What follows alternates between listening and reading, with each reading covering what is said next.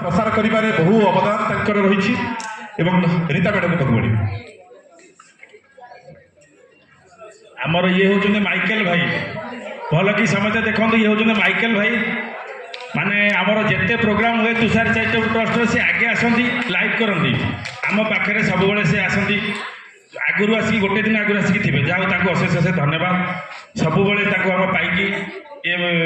Tushar charitable trust Michael को घर बाकी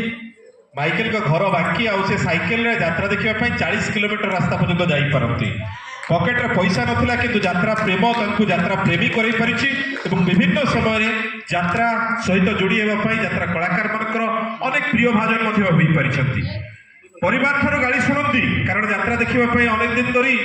से घर ठारो दूर रही जाती 4-5 दिन घर को फेरंतनी घरे परिवार कथा बुझंतनी परिवार गोटे लाइन से कहबे गोटे लाइन मात्र मिनिटे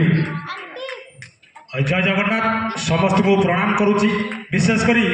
तुषार चैरिटेबल ट्रस्ट जी अच्छा मोर बड़ भाई मान समस्त को मो मथना प्रणाम आ विशेष श्रीदेवी विभू भाई को मो 4 वर्ष सहित अच्छी और काली ठारू मु आसी एतला भी जगह रही निश्चिंत भाव में यही ट्रस्ट आगू जाऊ 27 वर्ष हो मुझे कहूँ आउ कलाकार को जो सम्मान दि जाइए से कलाकार देखी देखी आज मुझे जगार आपण पाखे आउ कि कहूनी रही जय जगन्नाथ